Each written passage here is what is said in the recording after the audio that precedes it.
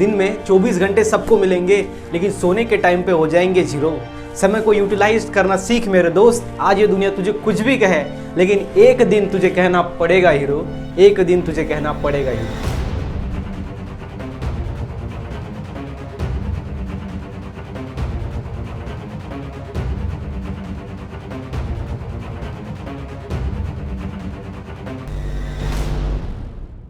सो hi friends, कैसे हो आप सब लोग। स्वागत है आप सभी का हमारे यूट्यूब चैनल के ऊपर। और आज बहुत ही ज़्यादा इंटरेस्टिंग आपको ये वीडियो मिलने वाला है, जो कि है अपना चैप्टर नंबर 5। और चैप्टर नंबर 5 का नाम क्या है अपना, origin and evolution of life. इसका वन शॉट वीडियो आपको मिल रहा है। सारे चैप्टर्स के आपको वन शॉट वीडियो मिलेंगे, don't worry about that. And आपको चैप्टर 8 से 8, 9, 10, 11, 12 से 15 तक आपको पार्ट वाइज भी लेक्चर्स मिल जाएंगे। डिस्क्रिप्शन में लिंक है जहां से आप वो देख सकते हो। और अगर आपको वन शॉट चाहिए तो वन शॉट भी आ रहे हैं, टेंशन की कोई बात नहीं है। वन शॉट में हम आपको इजीली पूरा कंसेप्ट समझा देते हैं एक ही वीडियो के अंदर, कम समय के अंदर कैसे ज़्यादा से ज़्यादा प्रोडक्टिव आपको पढ़ाई करना है वो सिखा देते हैं। और ये क्लास 12 बायोलॉजी के लेक्चर्स है न्यू सिलेबस के। ओके, न्यू सिलेबस का ये वीडियो ध्यान में रखना अच्छी तरीके से। और ये 2022-23 के बैच के लिए, बिकॉज ये कैसा है, रिड्यूस्ड है। ठीक है, ये ध्यान में रखना अच्छी तरीके से, यह है रिड्यूस्ड। उसके बाद ये चैप्टर नंबर 5 अपना origin and evolution of life. इसका ऊपर का अगर आपने रैप सॉन्ग नहीं सुना है तो सुन लो यार, बिकॉज इंटरेस्टिंग वे में आपको पूरा गाना बनाया है चैप्टर नंबर 5 के ऊपर। तो आप हमें इस टेलीग्राम ग्रुप में ज्वाइन हो सकते हो। हमारे ग्रुप के अंदर लगभग 7,000 से ज़्यादा स्टूडेंट ज्वाइन है, तो आप भी ज्वाइन हो सकते हो। प्लस आप मुझे इंस्टा पे फॉलो कर सकते हो। अगर कोई डाउट है तो आप बिंदास यहाँ पे मैसेज कर सकते हो। ठीक है, तो यह है अपना chapter 5 origin and evolution of life one shot video. तो जैसे कि थोड़ा यहाँ पे मैं आपको समझाता हूँ कि चैप्टर का नाम क्या है अपना, वो है origin and evolution of life. देखो ओरिजिन क्या होता है गाइस, ओरिजिन मतलब क्या होता है, तैयार होना, ओके, क्रिएट होना, जिसको हम कहते हैं ओरिजिन।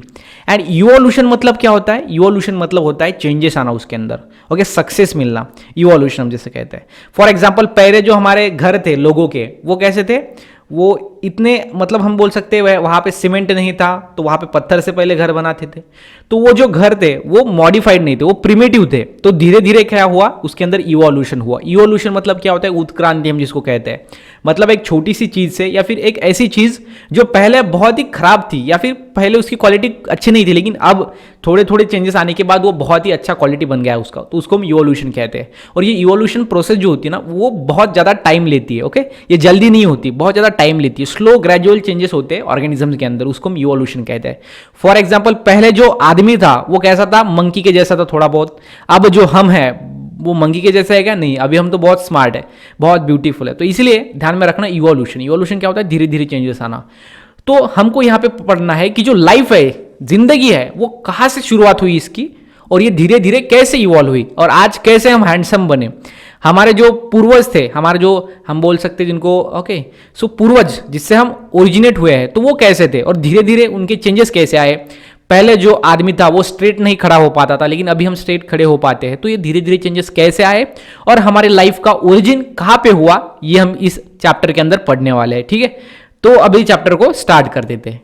सो अभी सबसे पहले मैं आपको बता देता हूँ कि इस चैप्टर के अंदर हमको क्या पढ़ना है। ओके, पूरा स्ट्रक्चर, ताकि आपको समझ में आ जाए कि आपको पढ़ाई कैसे करना है, कौन से टॉपिक्स आपको पढ़ने पड़ेंगे। गाइस, चैप्टर के अंदर अभी जो रिड्यूस है, रिड्यूस होकर सिर्फ 2 ही टॉपिक बचे हैं।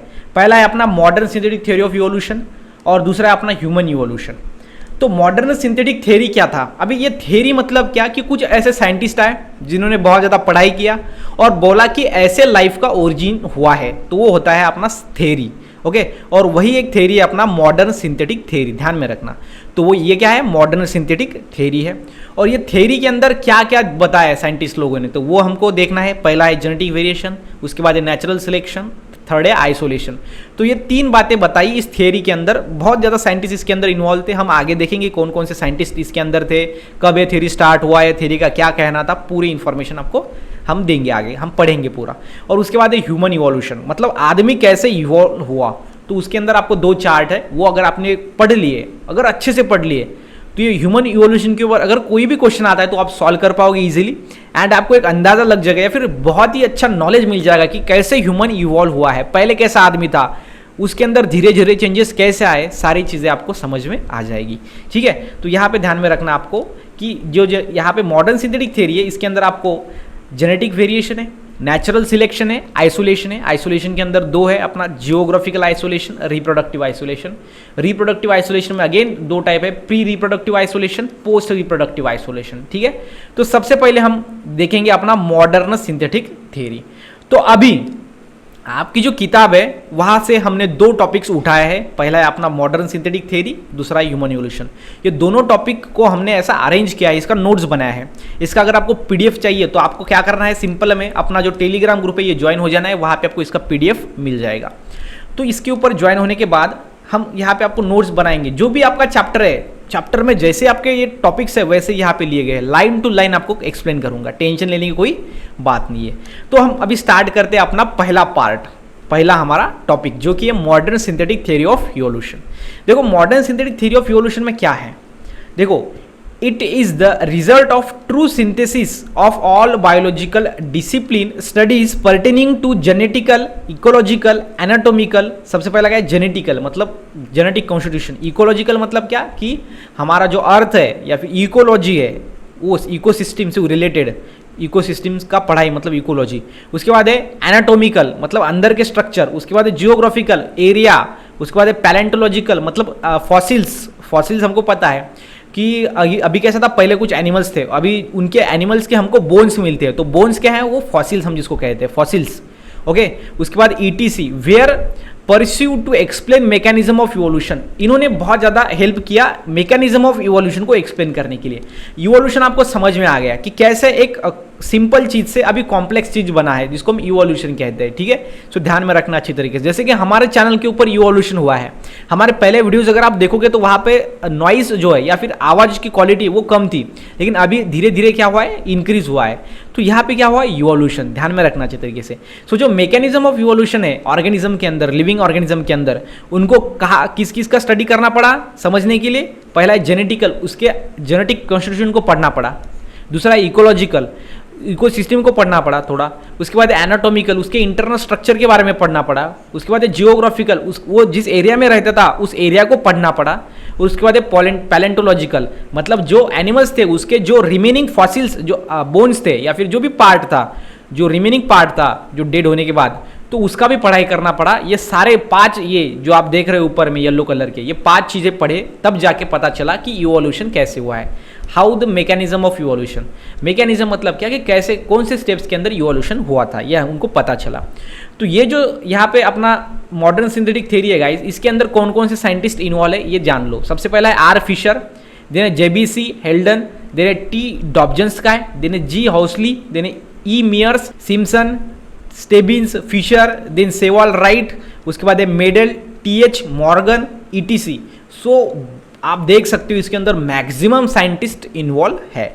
उसके बाद are the main contributors of modern synthetic theory, main contributors है और इससे ज़्यादा भी है, लेकिन ये जो नाम है ये मेन कंट्रीब्यूटर्स है, मतलब इन्होंने बहुत ज़्यादा काम किया इसके ऊपर, मेन कंट्रीब्यूशन इसको जाता है इन साइंटिस्ट को।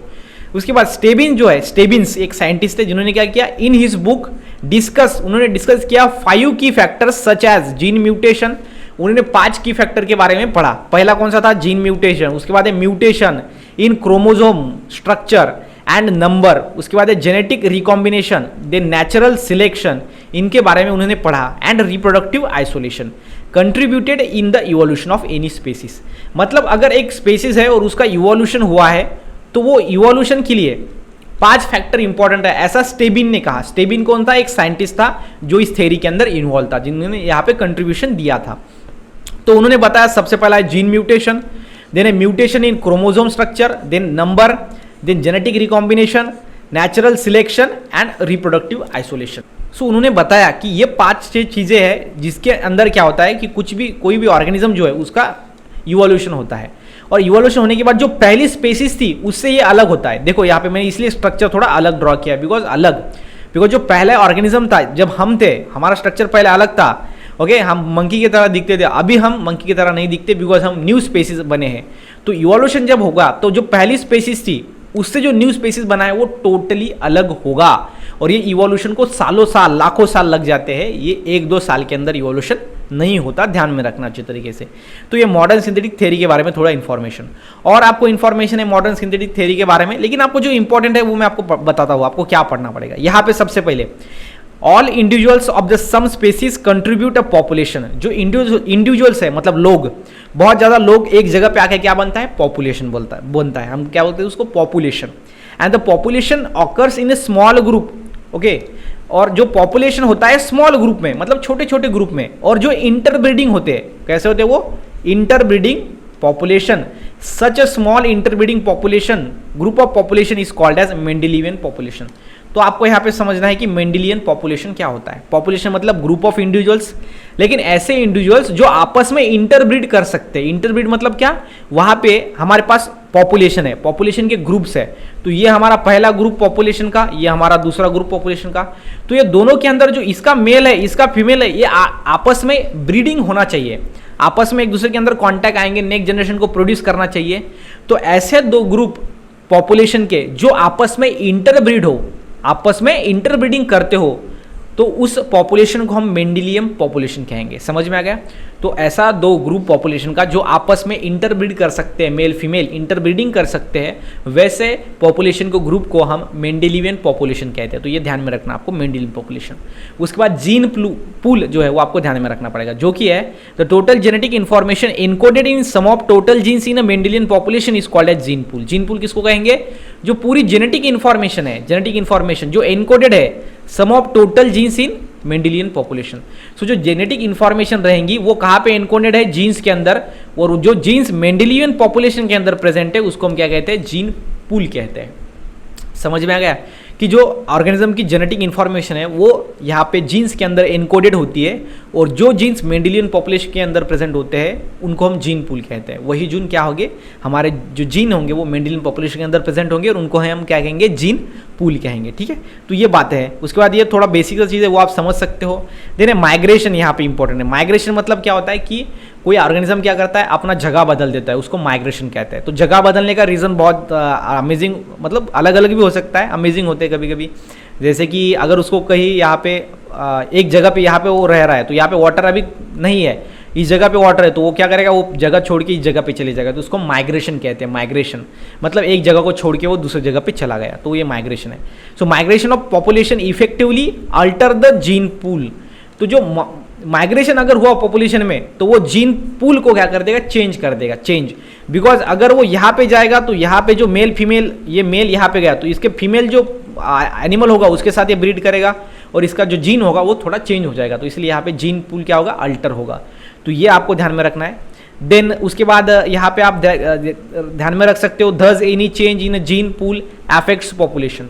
तो इसलिए जीन के अंदर अगर चेंजेस हुआ तो वो पॉपुलेशन के ऊपर थोड़ा असर कर सकता है। माइग्रेशन में पॉपुलेशन डिक्रीज हो सकता है कि नहीं, बिकॉज यहाँ पे पहले अगर 10 एनिमल थे तो एक एनिमल यहाँ पे चला गया, तो यहाँ पे 9 एनिमल रह गए। तो ये ध्यान में रखना अच्छी तरीके से। ओके, सो ये थोड़ी जनरल इन्फॉर्मेशन है, जहाँ पे जो इंपॉर्टेंट चीज़ें मैं आपको बताता हूँ।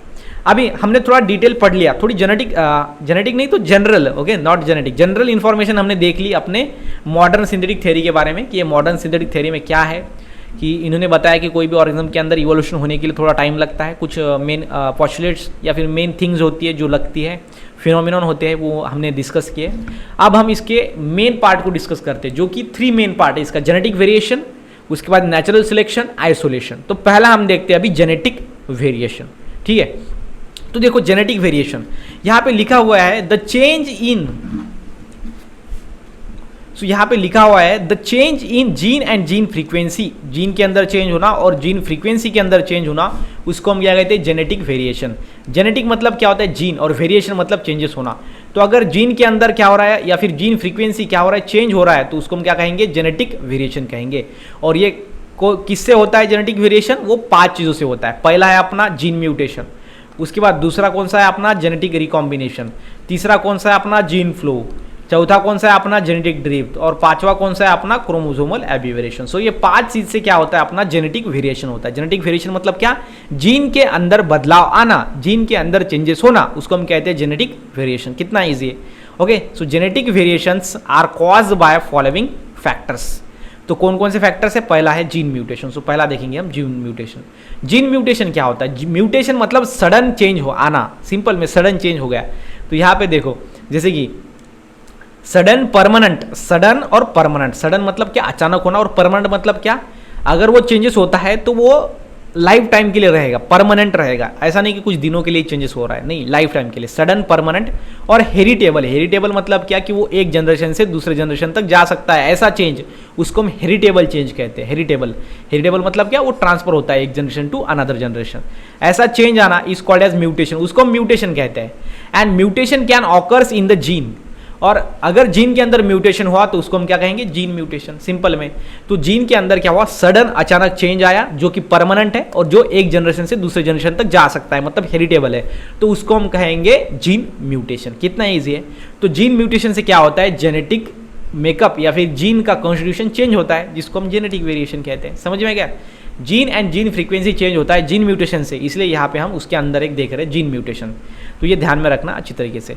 उसके बाद इन the chromosome and chromosome number, mutation that occurs with in the single gene. Mutation जब सिंगल जीन के अंदर होता है तो क्रोमोजोम के अंदर भी चेंजेस आता है, उसका नंबर भी बदलता है। And it is called as a point mutation, उसको हम क्या कहेंगे, अगर सिंगल जीन के अंदर म्यूटेशन हुआ तो उसको हम पॉइंट म्यूटेशन कहेंगे। तो ये ध्यान में रखना, सिंगल जीन के अंदर होने वाला म्यूटेशन पॉइंट म्यूटेशन, और उसको हम जीन म्यूटेशन भी कहते हैं, ये दो नाम। तो यहाँ पे और में उसके नेम्स आपको ध्यान में रखने पड़ेंगे। And this leads to the change in the phenotype of the organism. Phenotype मतलब क्या, एक्सटर्नली, अगर जीन चेंज हुआ तो ऑर्गेनिज्म जो एक्सटर्नली होगा वो चेंज होगा, वो अलग दिखेगा। फिनोटाइप मतलब होता है एक्सटर्नल लुक, ऑर्गेनिज्म का एक्सटर्नल लुक, ठीक है, एक्सटर्नल लुक, ये ध्यान में रखना अच्छी तरीके से। और एक्सटर्नल लुक उसको ही हम क्या कहते हैं, वेरिएशन। वेरिएशन मतलब क्या, चेंजेस। अगर पहले एक हमारा दोस्त है जो दुबला पतला था, अभी बहुत ज़्यादा वो बॉडी उसकी बन गई, तो ये क्या हुआ, फिनोटाइप हुआ। फिनोटाइप मतलब एक्सटर्नली चेंज हुआ। या फिर पहले हमारा एक दोस्त था जो कि बहुत ज़्यादा झगड़ा करता था, लेकिन अभी वो बहुत ज़्यादा शांत हो गया है, तो ये क्या है, जेनेटिक चेंजेस है, उसके अंदर का, एक्सटर्नली नहीं है, अंदर उसका जो रहनीमान था या फिर उसका जो नेचर था वो चेंज हुआ है, मतलब इंटरनल चेंज, उसको हम जीनोटाइप कहते हैं। और ऊपर से अगर चेंज होता है तो उसको फिनोटाइप कहते हैं। तो अगर ऊपर से आप बदल गए तो क्या होगा, आपका फिनोटाइप के अंदर चेंज होगा, ठीक है, उसको ही हम क्या कहते हैं, वेरिएशन। तो पहला है अपना जीन म्यूटेशन। चलो अभी बढ़ते हैं दूसरे की तरफ, वो है जेनेटिक रिकॉम्बिनेशन। जेनेटिक रिकॉम्बिनेशन से भी जेनेटिक वेरिएशन होता है। तो जेनेटिक वेरिएशन मतलब आपको पता हो गया कि जीन एंड जीन की फ्रीक्वेंसी में चेंज होना, उसको हम जेनेटिक वेरिएशन कहते हैं। तो ध्यान में रखना अच्छी तरीके से। सो अभी दूसरा आपको ध्यान में देना है, वो है जेनेटिक रिकॉम्बिनेशन। जेनेटिक रिकॉम्बिनेशन मतलब क्या होता है कि जीन के अंदर रिकॉम्बिनेशन, री मतलब रिपीट, कॉम्बिनेशन मतलब नया कुछ तैयार होना। देखो ये होता है इन सेक्सुअली रिप्रोड्यूसिंग ऑर्गेनिज्म, जिसके अंदर सेक्सुअल रिप्रोडक्शन होता है, ऐसे ऑर्गेनिज्म के अंदर जेनेटिक रिकॉम्बिनेशन होता है। जिसके अंदर सेक्सुअल रिप्रोडक्शन नहीं होता उसके अंदर ये नहीं होता, ध्यान में रखना अच्छी तरीके से। And during gamete formation, exchange of genetic material between two non sister chromatid of homologous chromosome and it is called as crossing over.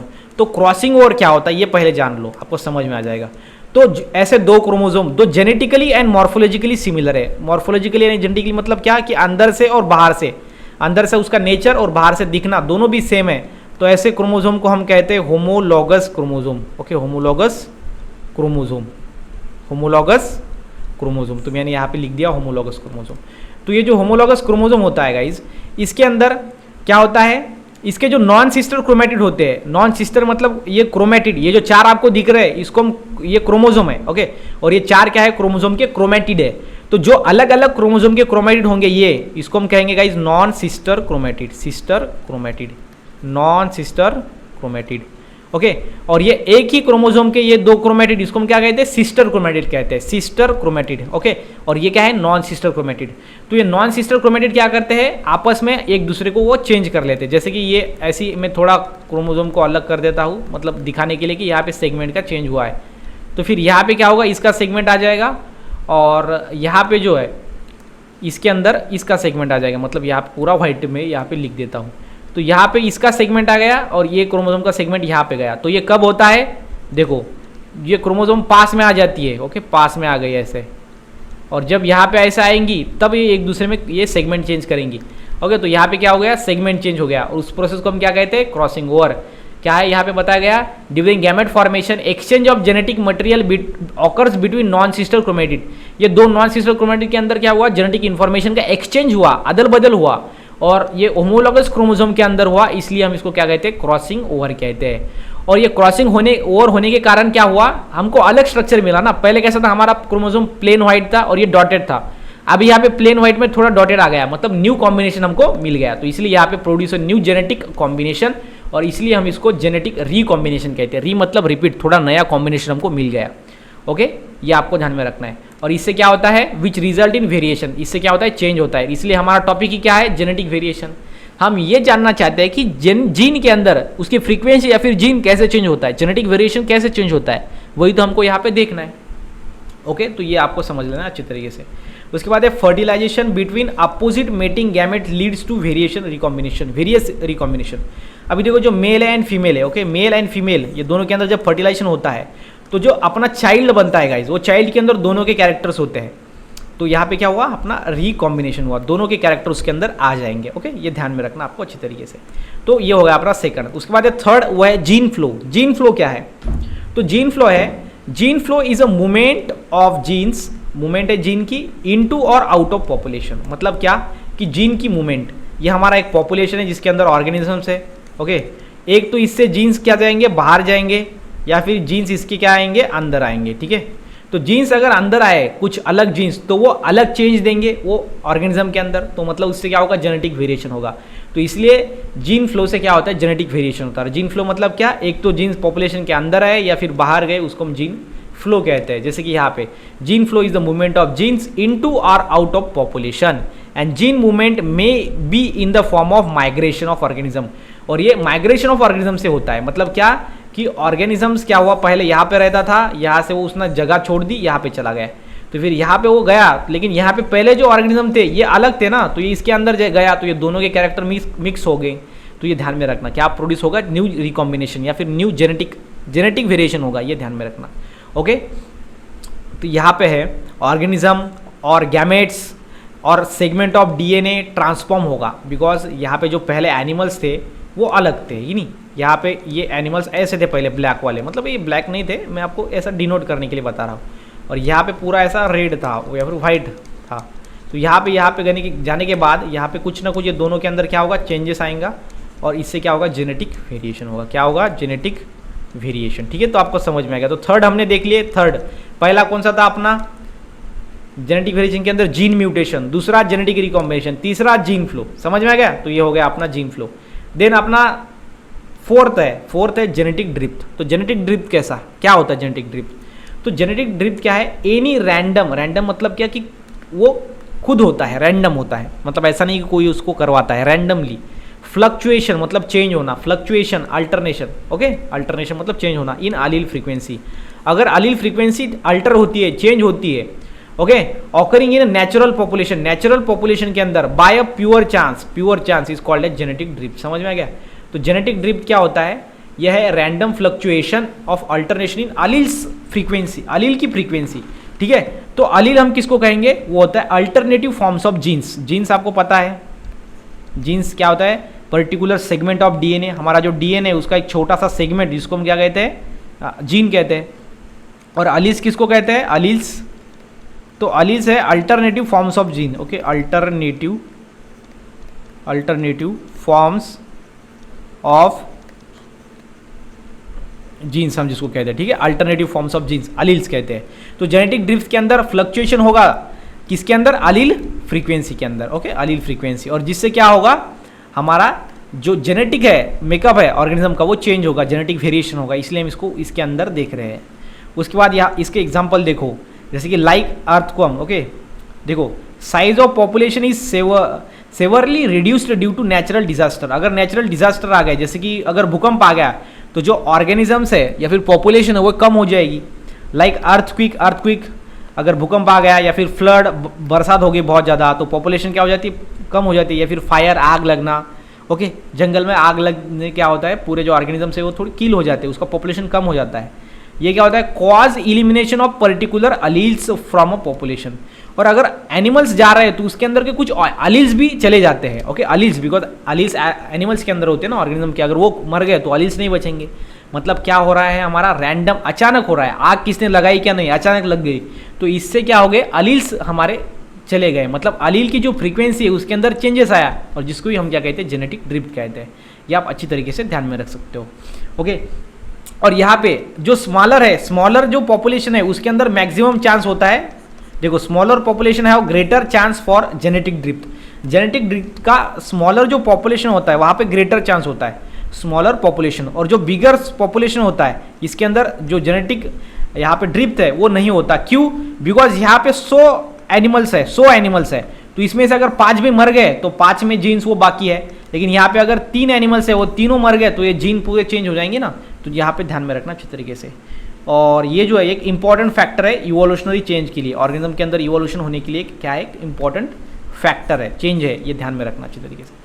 उसके बाद है हमारा क्रोमोजोमल एबिवेरिएशन। ओके, सो क्रोमोजोमल एबिवेरिएशन में देखना द स्ट्रक्चरल मॉर्फोलॉजिकल चेंज। देखो क्रोमोजोमल एबिवेरिएशन क्या होता है, ये हमारा 5वां है जिससे जेनेटिक वेरिएशन होता है, और यह है the structural and morphological change in the chromosome due to rearrangement is called as chromosomal aberration. तो क्रोमोजोम में एक तो उसके स्ट्रक्चर में या फिर उसके मॉर्फोलॉजिकली मतलब एक्सटर्नल तो दिखना या फिर उसका स्ट्रक्चर चेंज होना ड्यू टू रीअरेंजमेंट, किससे, रीअरेंजमेंट से, उसको हम क्रोमोजोमल एबिवेरिएशन कहते हैं, और जिससे क्या होता है, जेनेटिक वेरिएशन होता है, इसलिए हम जेनेटिक वेरिएशन के अंदर टॉपिक पढ़ रहे हैं। सो यहाँ पे रीअरेंजमेंट क्या है, एक तो मॉर्फोलॉजिकली एंड स्ट्रक्चर चेंज हुआ है ड्यू टू रीअरेंजमेंट। रीअरेंजमेंट क्या है, तो रीअरेंजमेंट मतलब क्या है, एक तो एडिशन या फिर डिलीशन ऑफ जीन, क्या है, it change gene rearrangement order sequence result in variation, जिससे क्या होता है फिर वेरिएशन आता है। सो क्रोमोजोमल ये जो हमने देखा रीअरेंजमेंट, ये 5 टाइप का है। पहला है अपना डिलीशन, एक तो क्रोमोजोम वहाँ पे जो जीन्स होंगे हमारा, देखो chromosome due to rearrangement, chromosome कुछ loss of genes from chromosome के ऊपर के जीन्स लॉस हो जाएंगे, डिलीट मतलब डिलेशन। दूसरा है डुप्लीकेशन, कुछ जीन्स डबल कर दिए जाएंगे, रिपीट होंगे वो नंबर में, वो डुप्लीकेशन है। इन्वर्जन क्या है, a particular segment of chromosome is broken and get reattached to the some chromosome in the inverted position due to 180 degree twist। तो ये आपको समझ में आएगा, मैं आपको अभी आगे डायग्राम बताता हूँ। तो यहाँ पे जो पार्ट होगा वो ब्रेक किया जाएगा और अलग जगह पे लगा दिया जाएगा, इन्वर्जन हम जिसको कहते हैं। और ट्रांसलोकेशन मतलब transfer of a part of chromosome or set of genes into non homologous chromosome is called as translocation. Translocation मतलब जगह चेंज करना। तो जो क्रोमोजोमल एबिवेरिएशन है इसका हमने देखा कि स्ट्रक्चरल एंड मॉर्फोलॉजिकल क्या होता है, चेंजेस होता है। Okay, change due to rearrangement is called as chromosomal aberration. Chromosome के अंदर क्या होता है, चेंजेस होता है ड्यू टू रीअरेंजमेंट। तो ये रीअरेंजमेंट 5 टाइप का है, डिलीशन, डुप्लीकेशन, इन्वर्जन, ट्रांसलोकेशन। जैसे कि मैं आपको यहाँ पे डायग्राम में बता देता हूँ, जैसे कि आपको यहाँ पे क्लियर समझ में आएगा। डिलीशन क्या है, पहले हमारा जो ये क्रोमोजोम है इसके ऊपर डी नाम का जीन था, यहाँ पे देखो डी नाम का जीन क्या है, गायब है, मतलब इसको क्या किया गया है, डिलीट किया गया है। तो डिलीशन पहला है अपना प्रोसेस। डुप्लीकेशन में क्या है, देखो पहले अपना BC नाम का क्रोमोजोम था, ये क्रोमोजोम के ऊपर 2 जीन था, तो ये BC नाम का यहाँ पे 2 बार हो चुका है। देखो यहाँ पे BC और यहाँ पे BC, मतलब ये क्या हुआ, डुप्लीकेशन हुआ, 1 का 2 हो गया। ठीक है, तो ये है अपना डुप्लीकेशन। थर्ड है इन्वर्जन। इन्वर्जन से क्या होता है, देखो BCD, यहाँ पे सीक्वेंस क्या है, BCD। ओके, BCD जीन का सीक्वेंस क्रोमोजोम के ऊपर है BCD, और यहाँ पे क्या है DCB, मतलब ये अपोजिट हो गया, लेकिन इसको हम कहते हैं इन्वर्जन। मतलब पहले सीक्वेंस ऐसा था, ये यहाँ पे ऐसा था, तो यहाँ पे अपोजिट हो गया, यहाँ पे 1 2 3 है तो यहाँ पे 3 2 1 हो जाएगा, मतलब BCD यहाँ पे DCB, समझ में आ गया। तो इसको हम कहते हैं गाइस इन्वर्जन, इसको कहते हैं इन्वर्जन। और ट्रांसलोकेशन को क्या कहते हैं, ये जो AB था वो स्टार्टिंग में था अपने क्रोमोसोम के, फिर यहाँ पे देखो ये जो है इसकी जगह पे आ गया MNO, और ये जो AB है वो दूसरे क्रोमोसोम के ऊपर चला गया, बिकॉज इस क्रोमोसोम के ऊपर वो है ही नहीं, तो मतलब उसका क्या हुआ, पोजीशन चेंज हुआ, उसको हम कहते हैं ट्रांसलोकेशन। तो ये 5 चीजें होती है, रीअरेंजमेंट ड्यू टू रीअरेंजमेंट, और रीअरेंजमेंट से क्या होता है, क्रोमोसोमल एबिवेरिएशन होता है। समझ में आ गया, तो ये आपको ध्यान में रखना है अच्छी तरीके से। तो यहाँ पे जो अपना पहला टॉपिक था जो कि है अपना ये जेनेटिक वेरिएशन, ये अपना खत्म यहाँ पे हो गया है। अब देखेंगे हम नेचुरल सिलेक्शन। ठीक है, तो चलिए अभी नेचुरल सिलेक्शन के अंदर बढ़ते हैं। तो देखो नेचुरल सिलेक्शन क्या है। According to Darwin, natural selection is a main driving force behind the evolution. Evolution के पीछे सबसे बड़ा हाथ किसका है, तो वो है नेचुरल सिलेक्शन का। कैसे है, आगे आपको पता चल जाएगा। This holds that the genetic variation rise with in the population. Okay, यहाँ पे क्या था, फिटेस्ट। ओके, फिटेस्ट जो होगा वो सर्वाइव होगा, be at the selective advantage and will be more likely to produce offsprings than the rest. जो fittest होगा, फिटेस्ट मतलब क्या, फिट मतलब क्या, जिसके अंदर बहुत ज़्यादा ताकत है, जो एनवायरनमेंट को सस्टेन कर सकता है, वो है फिटेस्ट। तो नेचुरल सिलेक्शन में क्या है, अभी हमारे पास यहाँ पे 10 क्या है, यहाँ पे एनिमल्स है, इतने सारे एनिमल्स हैं, लेकिन इसमें एक जो एनिमल है, इसके अंदर एक जो यहाँ पे एनिमल है, एनिमल में हम ले लेते हैं फॉर एग्जाम्पल डियर है, डियर। तो तो हमारे पास इतने डियर है, लेकिन उसके अंदर का एक जो डियर है ये ग्रीन कलर का, ये बहुत ज़्यादा फिट है, फिट मतलब ताकतवान है। तो इसके ऊपर, इसके पीछे जब टाइगर भागेगा तो ये जो ग्रीन वाला होगा अपना, ये सबसे आगे होगा, मतलब ये जिंदा रहेगा, और ये जिंदा रहेगा तो बाकी के खाएंगे। ये जो इसके हाथ में नहीं आएगा, बिकॉज ये फिटेस्ट है, और ये जिंदा ज़्यादा रहेगा तो ये ज़्यादा नंबर ऑफ ऑफस्प्रिंग भी प्रोड्यूस करेगा। ठीक है, तो ये आपको ध्यान में रखना है, इसलिए यहाँ पे ये ऑफस्प्रिंग भी प्रोड्यूस करेगा दैन द रेस्ट, ये बाकियों के हिसाब से ये ज़्यादा ऑफस्प्रिंग प्रोड्यूस करेगा। बिकॉज क्यों? बिकॉज वो फिट है, फिट। ओके, ये ध्यान में रखना, इसलिए वो क्या होगा, continue to enjoy greater survival, वो ज़्यादा से ज़्यादा देर जिंदा रहेगा, ग्रेटर सर्वाइवल एंड रिप्रोडक्टिविटी। और बिकॉज वो रिप्रोडक्शन भी करेगा ना, अगर सर्वाइवल हो गया तो मीटिंग करेगा फीमेल ऑर्गेनिज्म के साथ, और मैक्सिमम नंबर ऑफ रिप्रोड्यूसिंग करेगा, ऑर्गेनिज्म प्रोड्यूस करेगा, and new species will be eventually evolve, और न्यू स्पीसीज बनती जाएंगी। तो इसलिए जो फिटेस्ट है इसके ऊपर ज़्यादा ध्यान दिया है नेचुरल सिलेक्शन ने। उसके बाद alternately natural selection is the process by which better adapted organism grow and produce more number of offspring in a population. Natural selection क्या है कि इसके अंदर जो सिलेक्शन है, यहाँ पे जो ऑर्गेनिजम्स हैं वो अडेप्ट होते हैं, उस कंडीशन के अकॉर्डिंग खुद को ढाल लेते हैं। ओके, अगर ज़्यादा ठंड है तो वो ठंड में जीना सीख लेते हैं, अगर वो सीखेंगे नहीं ठंड में जीना तो वो मर जाएंगे ना वो ठंड से। तो ये ध्यान में रखना, adaptation is most important property for living, survival के लिए अडेप्टेशन बहुत ज़्यादा इंपॉर्टेंट होता है। जैसे कि अगर हमको जंगल में छोड़ दिया, तो अगर हमने सोचा कि नहीं अभी जंगल में हमको रहना ही है, एक दो हमको एक हफ्ता जंगल में रहना है, तो ये जंगल के अनुसार हम खुद को बदल लेते हैं, थोड़ा हमारा रूटीन चेंज कर लेते हैं। हम सोना है तो हमको क्या होगा, ज़्यादा अच्छी नींद भी नहीं लेनी पड़ेगी, या फिर खाना भी है हमको पेट भर नहीं मिलेगा जंगल के अंदर। तो खुद को हमने अगर अडॉप्ट किया तो वहाँ पे जिंदा रह पाएंगे। लेकिन अगर जो आदमी अडॉप्ट नहीं करेगा, फिर जो एनिमल अडॉप्ट नहीं करेगा खुद को उस सिचुएशन के अकॉर्डिंग, तो वहाँ पे सिंपल में मर जाएगा, वो डर से ही मर जाएगा। ठीक है, तो ये ध्यान में रखना है, अडॉप्टेशन बहुत ज़्यादा इंपॉर्टेंट होता है। तो ये बाकी कुछ चीज़ें हैं जो आप इजीली समझ सकते हो। उसके बाद यहाँ पे इंडस्ट्रियल मेलेनिज्म, ये बेस्ट एग्जाम्पल है अपना नेचुरल सिलेक्शन का। नेचर सिलेक्ट करता है कि कौन रहेगा जिंदा और कौन जाएगा ऊपर, आपने रैप के अंदर सुना होगा। तो ये नेचर सिलेक्ट करता है। जैसे कि नेचुरल सिलेक्शन क्या करता है, एक ट्रेट होता है या फिर जीन्स होता है, मतलब जैसे आपको आगे समझ में आ जाएगा। जैसे कि यहाँ पे दो, ये इसका जो एग्जाम्पल है is one of the best example found for natural selection in great Britain. Okay, so Britain के अंदर एक ऐसा घटना हुआ जिसने बता दिया कि कैसे नेचर सिलेक्ट करता है ऑर्गेनिज्म को, कि कौन रहेगा नीचे ज़मीन पर और कौन जिंदा रहेगा, कौन मरेगा, ये डिसाइड करता है नेचर। ये ब्रिटेन में एक मेलेनिज्म, इंडस्ट्रियल मेलेनिज्म हुआ, वहाँ पे पता चला। तो बिफोर इंडस्ट्रियलाइजेशन, ओके, 1885 क्या था, यहाँ पे दो चीज़ है, एक है before industrialization, after industrialization. Industrialization मतलब क्या है, इंडस्ट्रीज। ओके, इंडस्ट्री, तो इंडस्ट्रीज मतलब क्या, कंपनियां। सो जब कंपनियां नहीं थी तब क्या था कि यहाँ पे एक पेड़ था, ठीक है, तो यहाँ पे बताया वहाँ पे दो कलर की मौत थी। एक थी पहला अपना जो मौत था वो था ग्रे कलर का, और उसके बाद व्हाइट विंग मौत, ग्रे व्हाइट विंग मौत, दो मौत थे। ओके, जिसको हम क्या कहते हैं, Biston betularia, were more in number than the black wing moth called as Biston carbonaria. Okay, दो यहाँ पे क्या है अपना मौत है, पहला है grey white wing moth Biston betularia जिसका नाम है साइंटिफिक नेम, और दूसरा है ब्लैक विंग मॉथ। मॉथ मतलब हमको पता है मॉथ। ओके, मॉथ मतलब क्या होता है, एक ऐसा हम कह सकते हैं मॉथ। ओके, इसका आप मराठी में बटरफ्लाई की टाइप का एक मॉथ होता है। एक पहला था जो कि जिनको सफ़ेद पंख थे, white colour moth. Okay, white wing moth, और दूसरी ब्लैक विंग मॉथ। तो क्या होता था कि जब देखो यहाँ पे सिंपल में, जब इंडस्ट्री नहीं थी तब यहाँ पे दोनों भी मौत कैसी थी, ये नॉक्चुरनल थी। नॉक्चुरनल मतलब क्या कि जो नाइट में एक्टिव होते हैं, तो वो दिन में क्या करते हैं, आराम करते हैं। जो नाइट में एनिमल एक्टिव होते हैं वो दिन में आराम करते हैं। हम जो है वो दिन में काम करते हैं, नाइट में हम काम नहीं करते, या फिर करते हैं कुछ लोग अलग अलग है हमारे अंदर, आप उसको कंपेयर मत करो, ठीक है।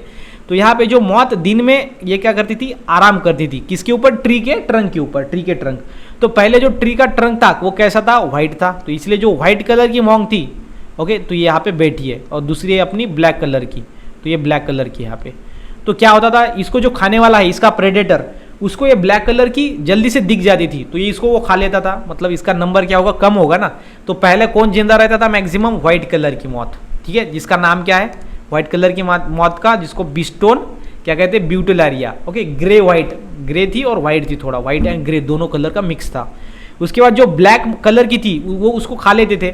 लेकिन जब इंडस्ट्रियलाइजेशन की, ये पहले वाली बात थी, इंडस्ट्रियलाइजेशन की पहली वाली बात, लेकिन इंडस्ट्रियलाइजेशन जब हुआ, जो अपना जो ट्री ट्रंक था वो पूरा हो गया ब्लैक। क्यों ब्लैक हो गया? बिकॉज वहां पे क्या था, इंडस्ट्री से पूरा जो धुआं था वो निकलता था और वो अपने ट्री के ट्रंक के ऊपर जाके गिरता था। तो अपना जो ये ट्री था वो कैसा, अभी ट्रंक कैसा बन गया, इसका ब्लैक बन गया। तो अभी जो ब्लैक कलर की जो मौत थी वो इजीली यहाँ पे छुप जाती थी, लेकिन जो व्हाइट कलर की थी वो दिखने लगी थी अभी प्रेडेटर को, तो प्रेडेटर इसको व्हाइट कलर को खाता था।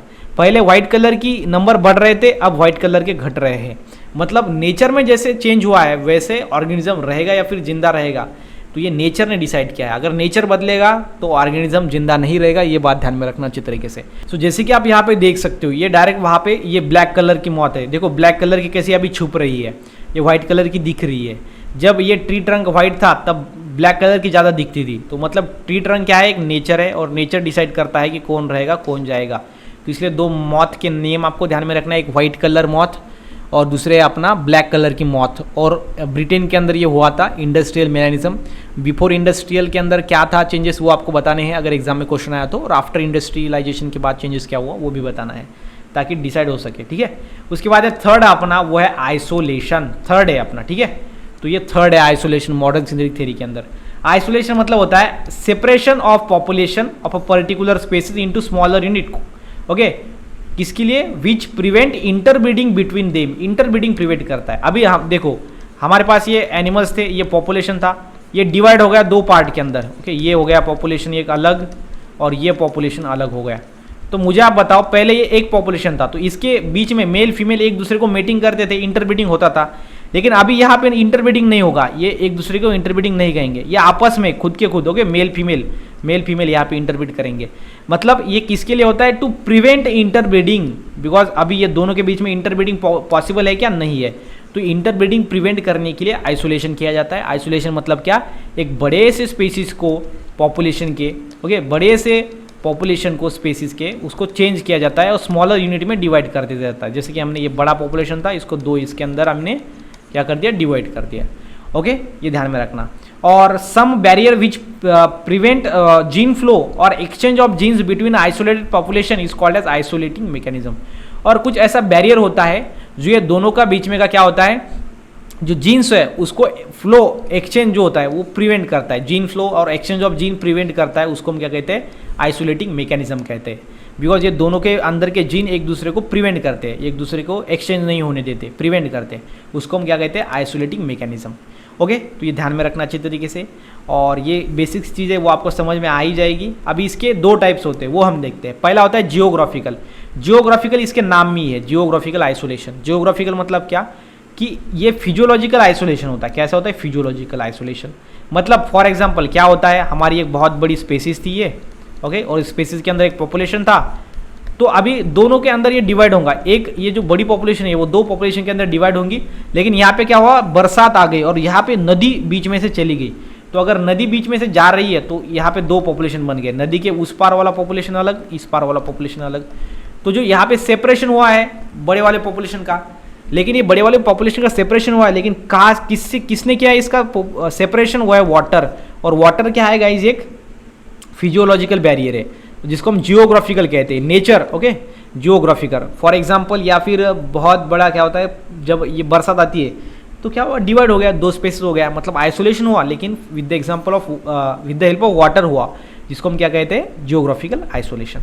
वाटर के साथ साथ और भी कुछ चीज़ें हैं जैसे कि बैरियर सच एज रिवर या फिर ओशन, ओके। उसके बाद माउंटेन, जो माउंटेन्स होती है वो भी डिवाइड करते हैं स्पेसिस को, माउंटेन के अलग, उस पार वाली स्पेसिस अलग वाली स्पेसिस। देन ग्लेशियर, जो बर्फ का बहुत पहाड़ होता है, अगर वो गिर गया तो वो एक पॉपुलेशन को दो पॉपुलेशन के अंदर डिवाइड कर सकता है, जिसको हम आइसोलेशन कहते हैं। और ये जियोग्राफिकल आइसोलेशन है। और ये किसके लिए बैरियर है? Barrier prevent interbreeding. ये आपस में ये दो मेल फीमेल, ये इधर के मेल इधर का फीमेल, ये आप आपस में एक दूसरे में इंटरब्रीडिंग ना करें, इसके लिए होता है जियोग्राफिकल आइसोलेशन। समझ में आ गया?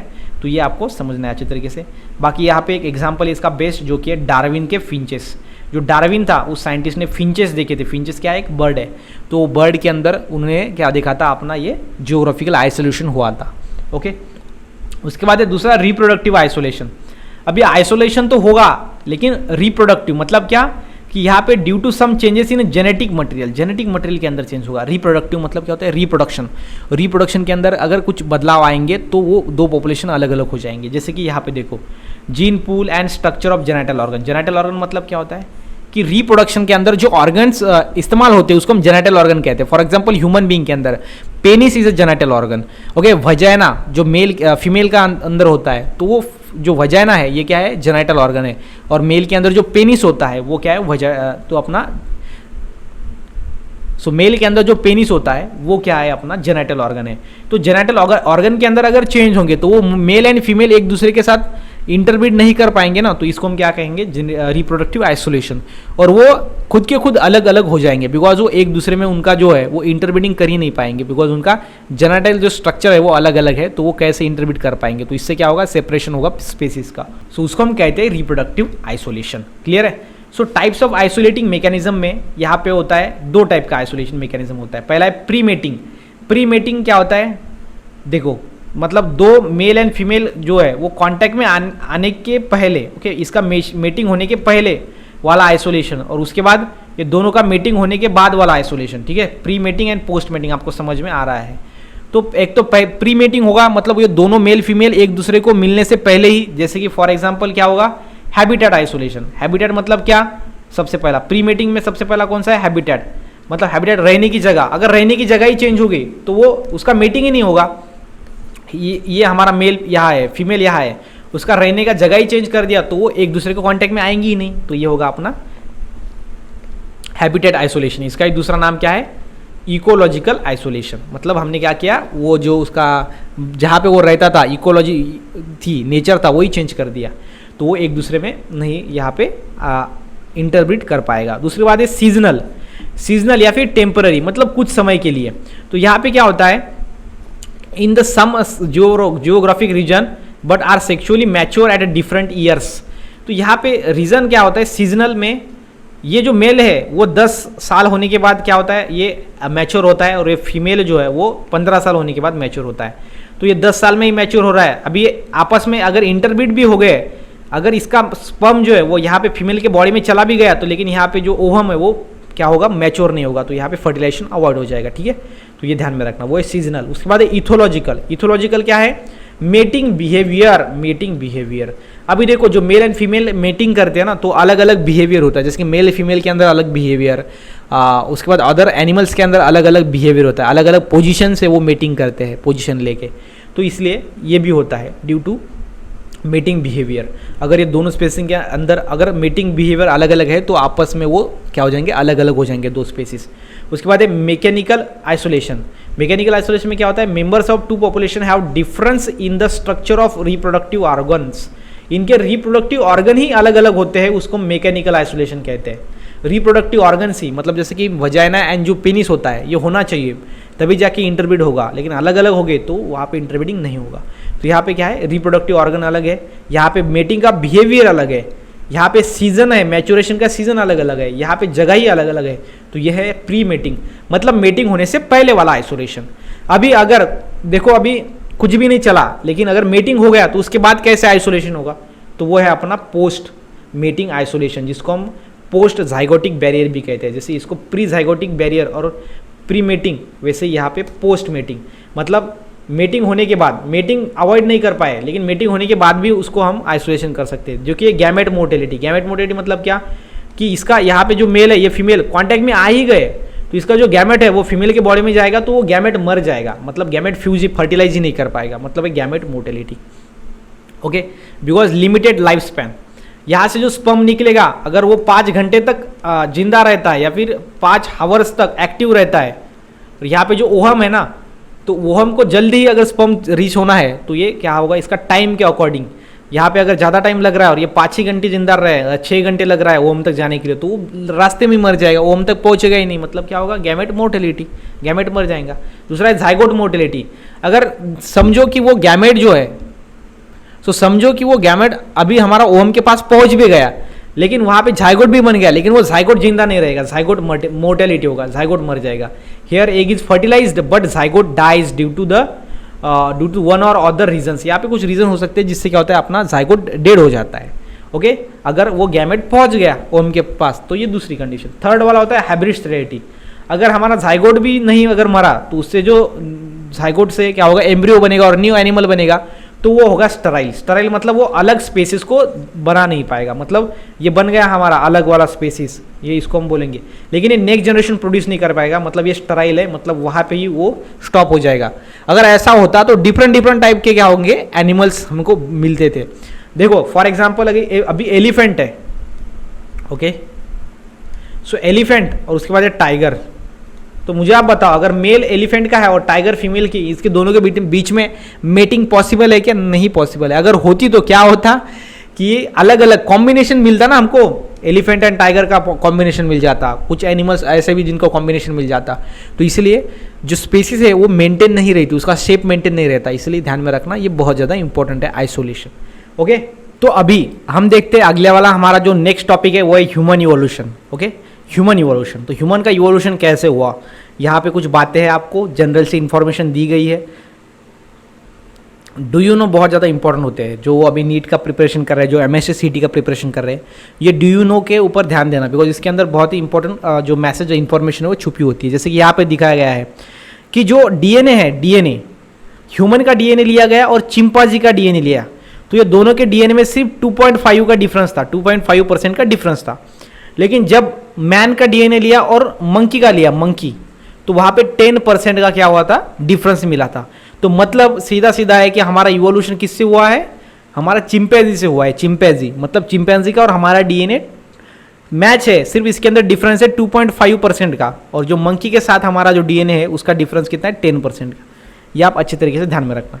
तो यहाँ पे बताया गया है कि जो इवोल्यूशनरी हिस्ट्री है, ओके, वो कहाँ से मिला है, वो देखो, it has been trace that the human evolution appears to have evolve from 3 dwelling shrew like animals and this process begin in a Pliocene epoch. Pliocene epoch क्या है, तो देखो आपके लिए एक रिड्यूस हुआ है पार्ट, जो कि geological time scale, geographical time scale.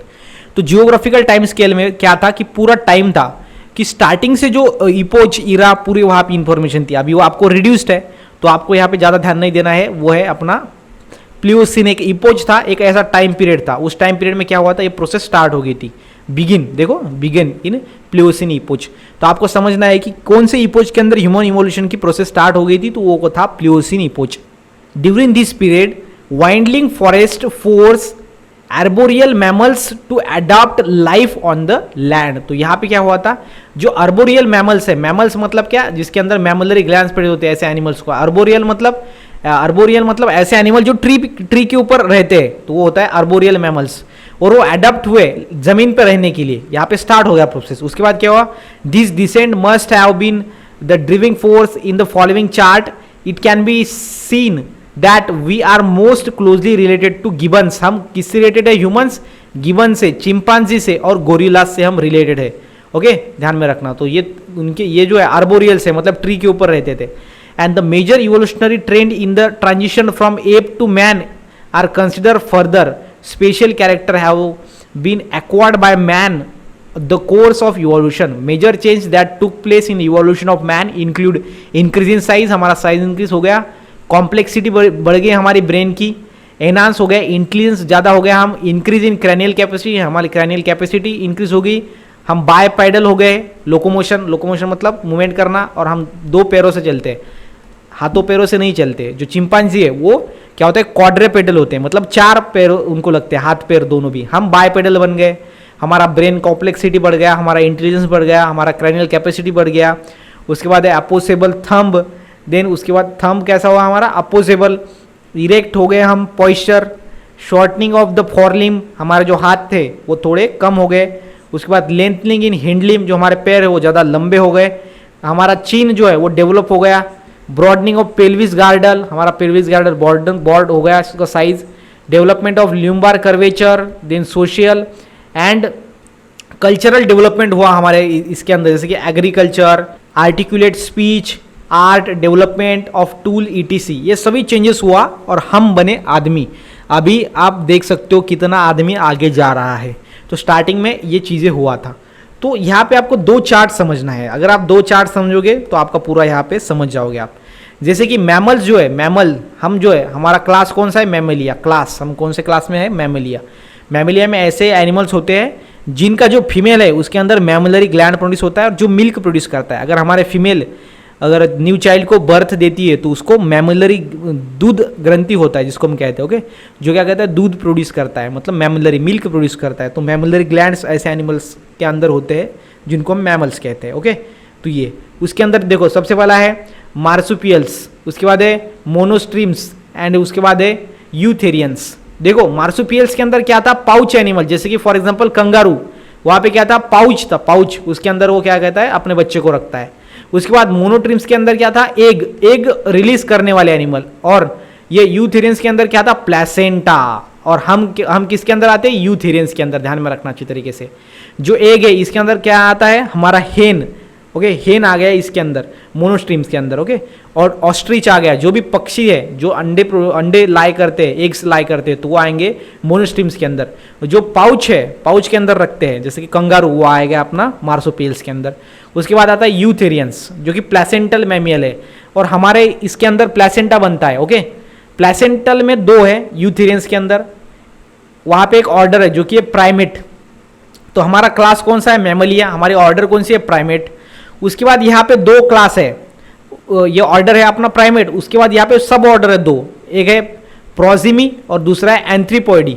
तो हम प्रोजिमी नहीं आते, हम आते हैं एंथ्रीपॉइडी में, ठीक है, ध्यान में रखना। बिकॉज प्रोजिमी में आते हैं ल्यूमर्स और टर्सियर्स, ओके, ल्यूमर्स एंड टर्सियर्स। अभी आप इसको इंटरनेट पे डालोगे इसके नेम, तो आपको इसके यहाँ पे इमेज मिल जाएंगे, ये मंकी के स्पेसीज है। उसके बाद सब ऑर्डर है एंथ्रीपॉइडी। एंथ्रीपॉइडी में है New World monkey, Old World monkey and Hominidae. तो हम आते हैं गाइज ये होमोनिडी के अंदर, ओके। किसके अंदर आते हैं हम, होमोनिडी के अंदर। और होमोनिडी में जो है वो है यहाँ पे 3, होलोबैटिडी, देन है पोंगिडी, उसके बाद है होमोनिडी। तो उसके बाद ये जो होमिनिडी है इसके अंदर आते हैं हम होमोनिडी के अंदर। देखो यहाँ पे है कि, तो यहाँ पे लिखा है, देखो ह्यूमन बींग लिखा है, ह्यूमन बींग। तो अगर क्लासिफिकेशन आपको पूछा गया तो आपको बताना है, क्लास है हमारा मैमेलिया। उसके बाद उसके अंदर हम आते हैं यूथेरियंस के अंदर, मतलब प्लेसेंटल मैमल। यूथेरियंस मतलब क्या होता है, प्लेसेंटल मैमल, ऐसे मैमल्स जो प्लेसेंटा बनाता है। जैसे कि हमारा जो फीमेल है, जब बेबी की डेवलपमेंट चालू होती है फीमेल मदर बॉडी के अंदर, तो वहाँ पे प्लेसेंटा बनता है, तो प्लेसेंटल। उसके बाद आपको बताना है हमारा ऑर्डर है प्राइमेट, सब ऑर्डर है एंथ्रीपॉइडी, ओके। उसके बाद और बताना है आपको होमोनिडी, जिसके अंदर हम आते हैं। ये ध्यान में रखना अच्छी तरीके से, ओके। ये पूरा चार्ट है जिसको आपको समझना है। देन उसके बाद ये बहुत ही इंपॉर्टेंट चार्ट है, अगर आप सीईटी में अच्छे मार्क्स स्कोर करना चाहते हो तो ये चार्ट कर लो, बिकॉज इससे ही आपको 4-5 क्वेश्चन आने वाले हैं। और ये चैप्टर रिड्यूस्ड है, तो इसका मतलब सीधा है कि जो आपको रिड्यूस्ड है वो आपको सीईटी में पूछा नहीं जाएगा। सिंपल में जो आपको बाकी है, मतलब ये 2 ही टॉपिक के ऊपर आपको सीईटी में क्वेश्चन आएंगे, और ये आईएमपी है सीईटी के लिए, ओके। जिसके अंदर देखो यहाँ पे इंफॉर्मेशन दिया गया है आपको, जैसे कि हेड्स, मतलब इसके अंदर क्या है, थोड़ी जो अलग अलग बातें, जैसे कि अपीयरेंस, ये यहाँ पे headings, size of fossil record. Fossil मतलब क्या होता है, इसका अवशेष कहाँ पे मिला। तो पहला है अपना ड्रायोपिथिकस, ड्रायोपिथिकस से बना फिर रैमेपिथिकस, रैमेपिथिकस से बना ऑस्ट्रेलियापिथिकस, देन बना होमो हैबिलिस, देन बना होमो इरेक्टस, देन बना नीडरथल मैन, देन बना हमारा होमो सैपियन। तो जो ड्रायोपिथिकस था वो एप के जैसा था, ये मैन के जैसा था, ये दोनों के बीच का कैरेक्टर दिखाता, मतलब इसको हम कहते हैं connecting link between app and man. उसके बाद ये हैंडी मैन था, ये एप मैन था, ये एडवांस प्री हिस्टोरिक मैन था, और ये मॉडर्न मैन, हम होमोसैपियन, हम मॉडर्न मैन हैं। तो जो अपना ड्रायोपिथिकस है इसका फॉसिल्स कहाँ पे मिला, तो यहाँ पे देखो विक्टोरिया ऑफ अफ्रीका में मिला, हरितालिंगना मिला हिमाचल प्रदेश में, तो यहाँ पे मिला। रैमेपिथिकस का अवशेष कहाँ पे मिला, Shivalik hills in India and even Kenya के अंदर भी मिला, जो शिवालिक हिल्स है, ओके, जिसको हम रैमेपिथिकस कहते हैं। उसके बाद है ऑस्ट्रेलियापिथिकस, ये कहाँ पे मिला हमको, टंग साउथ अफ्रीका में मिला। उसके बाद कहाँ मिला, थियोपिया के अंदर और तांजानिया के अंदर हमको ये इसके फॉसिल्स मिले। तो ये आपको इसके फॉसिल्स कहाँ पे मिले, होमोसैपियन के फॉसिल्स कहाँ पे मिले, अफ्रीका के अंदर। उसके बाद पीरियड, कौन से पीरियड में ये जिंदा थे, तो ये आपको टाइम पीरियड ध्यान में रखना है। उसके बाद इसका स्केलेटन फीचर, इसका जो स्केलेटन था वो कैसा फीचर शो करता था, इसका साइज कितना था, इसका जॉ कैसा था, उसका फेस कैसा था, चीन कैसी थी, कर्वेचर कैसा था, ओके, ये पूरी इंफॉर्मेशन।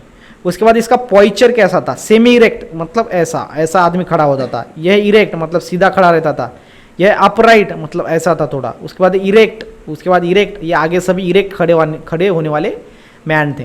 ओके, उसके बाद एक क्रैनियल कैपेसिटी, पहले ब्रेन की क्रैनियल कैपेसिटी कम थी जिसको हम सीसी कहते हैं, उसके बाद ज़्यादा बढ़ गया, उसके बाद 900 हो गया, उसके बाद 1400, उसके बाद हमारा अभी ये 1450, ये अभी हमारा है। ओके, ये वाला लास्ट वाला होमोसेपियन। तो हमारी क्रैनियल कैपेसिटी कितनी है? 1450 सीसी। उसके बाद स्पेशल फीचर्स के अंदर आपको थोड़ा ध्यान में रखना है, जैसे कि ये जो पहला है अपना ड्रायोपिथिकस, ये चिंपैंजी के साथ थोड़ा सिमिलरिटी दिखाता था। उसके बाद यहाँ पे देखो ये ईट जो मीट थे, मीट मतलब आपको पता है चिकन या फिर जो भी मीट वो खाते नहीं थे। ये कौन से एनिमल? ये थर्ड वाले जिसको हम क्या कहते हैं? ऑस्ट्रेलोपिथिकस, ये वाले आदमी नहीं खाता था। ओके, उसके बाद ये टूल्स बनाता था फ्रॉम स्टोन, स्टोन से ये टूल बनाता था। इसका निकनेम हैंडीमैन गिरा। और इसके बाद ये अगले वाला जो है वो मीट को खाता था, एट मीट। देखो यहाँ पे ओमनीवेरस था, मतलब क्या था? ये वनस्पति मतलब प्लांट्स को भी खाता था, एनिमल्स को भी खाता था, इसको हम ओमनीवेरस कहते हैं। माइट हैव यूज फायर, और ये फायर यहाँ पे माइट है मतलब इसने कदाचित यूज़ की होगी। ओके, हम ऐसा 100% नहीं ये कह रहे कि इसने यूज़ किया था। उसके बाद जो नेक्स्ट वाला है वो था use hide buried their deads. Okay, and constructed flight tools, constructed flint tools इन्होंने कंस्ट्रक्ट किए। और ये जो है वो उनके जो डेड है जो वो बरीड करते थे, मतलब वो ज़मीन के अंदर वो छुपा देते थे। और अभी हम जो develop distinct races development cave art about 18,000 year ago, उन्होंने केव आर्ट बनाया था। जैसे कि हम जो गुफा देखते थे, गुफा के अंदर जो चित्र थे वो हमारे होमोसैपियंस ने बनाए हैं। होमोसैपियन जिसको अभी हम भी होमोसैपियन है, अभी हम एडवांस है थोड़े। तो ये है, सबसे पहले ड्रायोपिथिकस था, उसके बाद रैमेपिथिकस मिला हमको, बना, थोड़ा इवोल्यूशन हुआ और थोड़ा समय लगा, हज़ारों साल लगे। उसके बाद ऑस्ट्रेलोपिथिकस मिला और हज़ारों साल हुए, तो उसके बाद होमो हैबिलिस बना और हज़ारों साल होने के बाद होमो इरेक्टस, और कुछ साल लगे तब नीएंडरथल मैन बना, और उसके बाद हम बने होमोसैपियन। और होमोसैपियन ये पहले था, अब हम जो है वो मॉडर्न मैन बहुत ही ज़्यादा एडवांस हो चुके हैं। तो ये है अपना ह्यूमन इवोल्यूशन। तो गाइज ये आपको पूरा अच्छी तरीके से ध्यान में रखना है। अपना चैप्टर यहाँ पे ख़त्म होता है। ये चैप्टर 5 है, origin and evolution of life. 1 short video इसका मैंने आपको लिए बना लिया है यहाँ पे। जल्दी आपको चैप्टर 6 का भी मिलेगा, चैप्टर 7 का भी मिलेगा, अप टू 15 आपको पूरे 1 शॉर्ट वीडियो लेक्चर्स मिल जाएंगे। तो गाइज अगर वीडियो अच्छा लगा हो तो वीडियो को लाइक करना ना भूलिएगा। इसके साथ ही साथ मिलते गाइज नेक्स्ट वीडियो में, तब तक के लिए stay happy, stay motivate. Thank you so much.